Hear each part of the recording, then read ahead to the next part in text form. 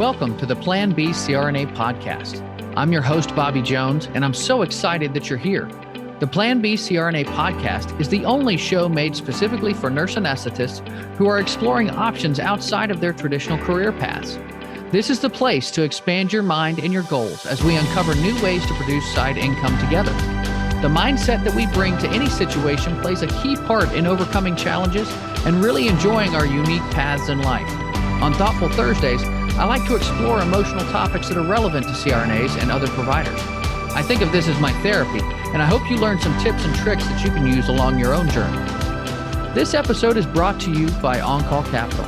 On-Call Capital is dedicated to educating CRNAs and other healthcare providers about investing outside of the traditional stock market.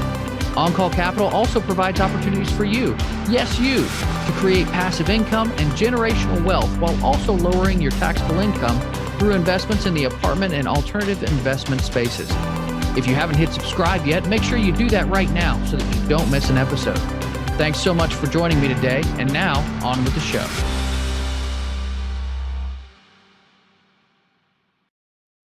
Welcome to Thoughtful Thursdays on the Plan B CRNA podcast. I'm your host, Bobby Jones, and as always, I like to start these shows off with a quote that gets me thinking. The Roman Stoic Seneca once said, "I am not a wise man, nor shall I ever be.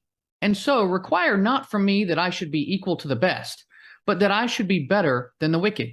It is enough for me if every day I reduce the number of my vices and blame my mistakes."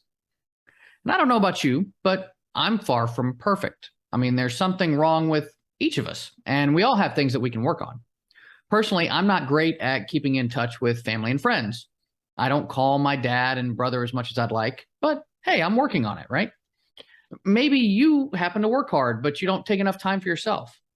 We're all looking for that perfect balance, even if that is a bit of an illusion. I mean, none of us are ever going to find that level of perfection in our lives. Instead, though, the point should be to be better, not perfect. The quote for today shows us that continuous improvement isn't some new concept. I mean, this was from 2,000 years ago. Scholars and philosophers from thousands of years ago have recognized the fault in chasing perfection.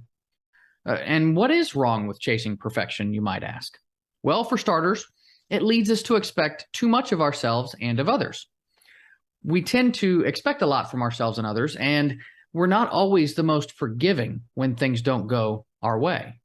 It isn't healthy to constantly look at flaws and disappointments because it leaves little room for grace in our lives. But what does it actually mean to be better? I mean, that's pretty vague if I've ever heard anything like that. Vague goals or targets aren't going to get you very far. And that's what led me to actually discover the Japanese philosophy of Kaizen. It literally translates to change for better. And it is the practice of gradual, continuous improvement. The idea is that we can all better ourselves, but the most realistic and sustainable way to do so is slowly and in small steps. And it's not some ancient philosophy. Instead, it's actually a business practice that was popularized by Toyota in the 20th century during its own transition from a textile company into a car manufacturer. This change didn't happen overnight, but through small shifts over time. This process became known as the Toyota way, and it revolutionized many other businesses as well. These slow and deliberate changes may have seemed small or insignificant on their face, but when the days became months and the months became years, the overall improvement happened to just be really incredible. And I'm a huge sports fan, so if you are, you've probably heard of the phrase, trust the process. With a long enough timeline, you can use small gradual changes to implement drastic results. And I compare it to training for a marathon. I mean, very few of us are going to just walk out of our door today and go run 26.2 miles with no training. But training is literally taking one small step after another.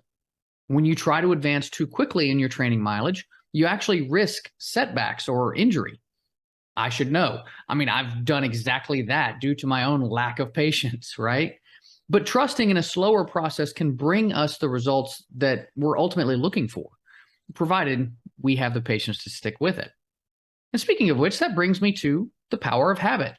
I mean, we have the ability to rewire our brains through doing something over and over and over again. It is hard work to make something into a habit. Think about someone in your life who you consider to be kind. I mean, why do you think this way about that person? Is it because they treat you like crap every day, but hey, they did bring you coffee that one time? Or is it because even though you may have just had a disagreement with them last week, in general, they treat you and others with kindness and compassion on a consistent basis? Being kind became a part of who they are through repetition over time until it just became second nature. They weren't born kind, they became kind. And if this method works so well, I mean, why don't more people just do it? Why do we try to seek out the quicker or easier methods rather than taking smaller, easier steps on a longer path? I think it's largely related to our own expectations. I know that when I've tried to rush something, it's often because I'm not celebrating my own wins, and I'm generally being unforgiving about any setbacks that I'm currently encountering. I either expect things to be easier or smoother, or I expect the gains to be better. And this is where the 1% strategy comes in. It's generally used in athletics to focus on improving performance. By making incremental 1% gains day after day, the results can be outstanding. I mean, you're going to hit 100% eventually, right? While you may have huge goals ahead, that's not necessarily what the 1% strategy is about, though. Instead of struggling with giving up because the mountain is too steep to climb, you focus on those small incremental steps toward your goals. When you take small steps, improving and refining day after day by solving problems and building improvement strategies that work over the long haul, you are more apt to find the success that you seek. And there are 3 simple steps to kind of help you commit to that idea of continuous improvement. Number 1, set your goals based on that 1% strategy. Personal growth and self-improvement can feel a lot like a roller coaster. By following a system of continuous small improvements, you can help yourself off of that roller coaster ride that makes you feel like a failure, or, when you get angry with yourself, or worse, you quit before you really get going. Number 2, break down the system into small actions. Long-term steady progress requires that you focus on small actions or behaviors that you can actually commit to. If you happen to have $50,000 in credit card debt and you plan to just pay it off by making 2 large payments of $25,000, you're probably not going to reach that goal of paying your debt off. But if you chip away at it in a smaller, more consistent way, let's say by paying an extra $1,000 per month, you'll find that you will make better progress towards your goal overall.